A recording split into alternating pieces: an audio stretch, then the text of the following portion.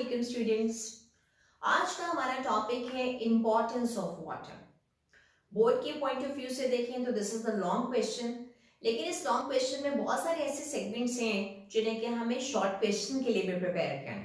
This is quite easy topic और and I will try my best कि मैं इस टॉपिक को और आसान कर दूं ताकि आपके लिए इसको अंडरस्टैंड करने में कोई मुश्किल ना हो। तो देखिए, इंपॉर्टेंस ऑफ वाटर में सबसे पहले हम डिस्कस कर रहे हैं water is the most abundant compound. ऐसा कंपाउंड है जो कि तमाम सेल्स के अंदर एबंडेंट होता है, बहुत ज्यादा होता है। जैसे अगर हम मेवेलियन सेल की बात करें तो 70% वाटर प्रेजेंट है, बैक्टीरियल सेल की बात करें तो उनमें भी 70% वाटर प्रेजेंट है। और अगर हम साइटोप्लाज्म को डिस्कस करें तो आपको याद होगा, हम ऑलरेडी डिस्कस कर चुके हैं कि साइटोसोइड के अंदर भी 90% वाटर होता है। ब्लड को डिस्कस करें तो ब्लड के अंदर भी, ब्लड प्लाज्मा में 90% वाटर होता है। इट मीन्स कि हमारी बॉडी के जो डिफरेंट टाइप के मटेरियल्स हैं, डिफरेंट टाइप के पार्ट्स हैं, उसमें वाटर एबंडेंट अमाउंट में प्रेजेंट होता है। अब ये क्यों प्रेजेंट होता है एबंडेंट अमाउंट में और इसका होना क्यों जरूरी है? इसको एक टर्म यूज की जाती है, मीडियम ऑफ लाइफ। हमने फर्स्ट चैप्टर में डिस्कस किया हुआ है कैरेक्टरिस्टिक्स ऑफ लाइफ के अंदर कि लिविंग थिंग का एक कैरेक्टर होता है मेटाबॉलिज्म, यानी डिफरेंट टाइप के केमिकल रिएक्शंस का किसी भी सेल या ऑर्गेनिज्म में होना। और इसी तरह जब हमने इस चैप्टर का इंट्रोडक्शन डिस्कस किया था तब भी हमने टाइप्स ऑफ मेटाबॉलिज्म डिस्कस की थी, लाइक एनाबॉलिज्म और कैटाबॉलिज्म। ये रिकॉल करना मैं इसलिए चाह रही हूँ कि आपको याद रहे कि हमारी बॉडी में हर वक्त केमिकल रिएक्शंस होते रहते हैं। कि जितने भी केमिकल रिएक्शंस होते हैं या एंजाइमेटिक रिएक्शंस होते हैं, they all need aqueous medium, they all need water. और इसीलिए इन तमाम केमिकल रिएक्शंस की कंप्लीशन के लिए वाटर का होना जरूरी है। That is why we are saying this water is the medium of life.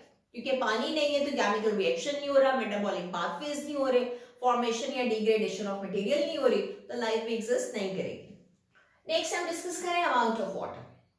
Amount of water different living organism में वेरी करता है। जैसे कि अभी हम डिस्कस करें कि अकॉर्डिंग टू आवर बुक, हमारी बुक के अकॉर्डिंगली वाटर रेंज करता है 65 to 89% in the living organism. और कुछ सेल्स के अंदर इसका अमाउंट वेरी करता है, जैसे कि बोन सेल में वाटर का अमाउंट कितना होता है 20% और ब्रेन सेल में इसका अमाउंट कितना होता है 85%। हाइड्रोलाइसिस, वाटर हेल्प करता है हाइड्रोलाइसिस। हाइड्रो की टर्म यूज की जाती है वाटर के लिए और लाइसिस का मतलब होता है ब्रेक डाउन या स्प्लिट हो जाना। इसका मतलब ये नहीं है कि वाटर स्प्लिट हो रहे। हाइड्रोलाइसिस का मतलब है जब कोई लार्ज मॉलिक्यूल वाटर को यूज करके स्मॉल पार्ट्स में या स्मॉल मॉलिक्यूल्स में कन्वर्ट हो जाए, तब हम उस प्रोसेस के लिए टर्म क्या यूज करते हैं, हाइड्रोलाइसिस। जैसे कि अभी आपके सामने this is a break down of large molecule into the smaller one by utilizing the water molecule is known as hydrolysis। आपके सामने एग्जांपल है डाइसैक्राइड की, और ये डाइसैक्राइड वाटर को यूज करेगा और फिर अपने स्मॉल कंपोनेंट्स में डिवाइड हो जाता है। These are the monosaccharides. तो यूं हमने डिस्कस कर लिया medium of life, most abundant compound, amount of water and hydrolysis. अब हम बात करेंगे रॉ मटेरियल। क्या वाटर जो है वो रॉ मटेरियल के तौर पे भी काम करता है, कुछ नई चीजों को बनाने में भी हेल्प करते हैं। तो इसकी बेस्ट एग्जांपल है फोटोसिंथेसिस। यहाँ आपके सामने फोटोसिंथेसिस का रिएक्शन है जिसमें कार्बन डाइऑक्साइड रिएक्ट करता है वाटर के साथ और फॉर्मेशन करेगा या हेल्प करेगा ऑक्सीजन की लिबरेशन में। जो लाइट रिएक्शन होता है फोटोसिंथेसिस का, उसके अंदर वाटर स्प्लिट होता है और ऑक्सीजन को रिलीज करता है। और लाइट रिएक्शन में इसके अलावा फॉर्मेशन किसकी होती है, NADPH की और ATP की। तो इसका मतलब वाटर डिफरेंट टाइप के मॉलिक्यूल्स को डिफरेंट टाइप की सब्सटेंसेस की फॉर्मेशन में हेल्प करते हैं। अब हम डिस्कस कर रहे हैं पोलर कंपाउंड। वाटर को कंसीडर किया जाता है ये पोलर कंपाउंड है, और पोलर कंपाउंड है तो जितने भी दूसरे पोलर कंपाउंड्स हैं उनको भी इजीली डिसॉल्व कर लेते हैं, क्योंकि हमें पता है like dissolves like. Water itself is a polar molecule, इसलिए तमाम पोलर कंपाउंड्स को भी इजीली अपने अंदर डिसॉल्व करने की सलाहियत रखते हैं।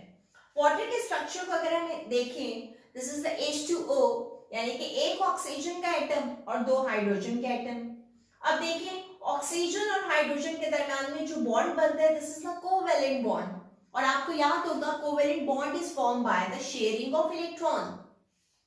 इसी तरह से आपने देखा होगा कि ये जो शेयरिंग ऑफ इलेक्ट्रॉन तो हो रही है, कोवेलेंट बॉन्ड तो फॉर्म हो रहा है, लेकिन यहाँ पर ऑक्सीजन के ऊपर पार्शियल नेगेटिव का चार्ज है और हाइड्रोजन के ऊपर पार्शियल पॉजिटिव का चार्ज है। Why is it so? ऐसा क्यों हो रहा है? ऑक्सीजन जो है ये ज्यादा इलेक्ट्रोनेगेटिव एटम है as compare to hydrogen. What is electronegativity? Electronegativity पे जाने से पहले ये देख लीजिए कि ऑक्सीजन और हाइड्रोजन अपने अपने इलेक्ट्रॉन को शेयर कर रहे हैं स्टेबल होने के लिए। तो इलेक्ट्रोनेगेटिविटी के अंदर क्या होता है कि किसी भी एटम की वो कैपेसिटी जिसमें कोई atom shared pair of electron को अपनी तरफ अट्रैक्ट करने की सलाहियत रखता हो या उसको अपनी तरफ अट्रैक्ट करने की कोशिश करता हो, तो हम उसके लिए टर्म यूज करते हैं दैट इज इलेक्ट्रोनेगेटिव। यहां पर आप देख रहे हैं कि ये दोनों शेयर्ड पेयर ऑफ इलेक्ट्रॉन्स जो हैं वो ज्यादा किसके करीब है? ऑक्सीजन की। और किससे ज्यादा दूर है? हाइड्रोजन से। तो इसका मतलब oxygen is more electronegative as compare to the hydrogen, और इलेक्ट्रोनेगेटिविटी ऑफ ऑक्सीजन जो है दैट इज 3.5, और अगर हाइड्रोजन की इलेक्ट्रोनेगेटिविटी की बात करें तो this is just 2.1। So due to the more electronegativity of the oxygen, ये जो शेयर्ड पेयर ऑफ इलेक्ट्रॉन है किसकी तरफ अट्रैक्ट होता है? ऑक्सीजन की तरफ। लेकिन ये कंप्लीटली ऑक्सीजन के पास नहीं जाता, सिर्फ उसके करीब जाता है, और इसीलिए इसके ऊपर कौन सा वाला चार्ज आता है? पार्शियल नेगेटिव का। और हाइड्रोजन पे कौन सा वाला चार्ज आता है? पार्शियल पॉजिटिव का। तो आई होप कि आपको समझ में आ गया होगा कि ये रीजन है कि यहाँ पे पोलैरिटी फॉर्म हो जाती है, पोल्स फॉर्म हो जाते हैं। ऑक्सीजन जो है वो नेगेटिव पोल बनाते हैं, जबकि हाइड्रोजन जो है वो कौन सा वाला पोल बनाते हैं? पॉजिटिव पोल बनाते हैं। पोलर सब्सटेंसेस को डिसॉल्व होने में हेल्प करता है hydrogen bond. What is hydrogen bonding? Hydrogen bonding किसके दरमियान में होती है? This is in between the partial positive hydrogen with the more electronegative atom और ग्रुप। ये मोर इलेक्ट्रोनेगेटिव एटम और ग्रुप क्या होते हैं? जैसे भी हमने डिस्कस किया था, वो ऑक्सीजन भी हो सकता है, फ्लोरीन भी हो सकता है, या कोई और एटम या ग्रुप भी हो सकता है। हाइड्रोजन बॉन्डिंग फॉर्म होती है बिटवीन द वाटर मॉलिक्यूल। तो इस तरह से क्या होगा कि जो पोलर सब्सटेंसेस हैं वो इजीली डिसॉल्व हो जाते हैं वाटर के अंदर by the help of hydrogen bonding. जैसे भी आपके सामने इथाइल अल्कोहल है, इथाइल अल्कोहल वाटर के अंदर किसकी फॉर्मेशन करता है? हाइड्रोजन बॉन्डिंग की। डॉटेड लाइन आपको जो नजर आ रही है this is the hydrogen bonding. Partial negative oxygen किसके साथ जो है वो हाइड्रोजन बॉन्डिंग बना लेगी? हाइड्रोजन पार्शियल पॉजिटिव के साथ। और पार्शियल पॉजिटिव हाइड्रोजन किसके साथ हाइड्रोजन बॉन्डिंग बना लेगा? ऑक्सीजन पार्शियल नेगेटिव के साथ। तो यूं इजीली जितने भी पोलर कंपाउंड्स हैं वो वाटर के अंदर हाइड्रोजन बॉन्ड बना के इजीली डिसॉल्व हो जाते हैं और इन्हें आसानी से बॉडी के अंदर ट्रांसपोर्ट किया जा सकता है। Now we are talking about the ionic substances. Ionic substances को जो वाटर में डिसॉल्व किया जाता है तो ये वाटर में ब्रेक हो जाते हैं, ये डिसोसिएट हो जाते हैं इनटू द आयंस। जैसे कि अगर हम टेबल सॉल्ट की बात करें NaCl की, तो it will be dissociated into the sodium ion and chloride ion.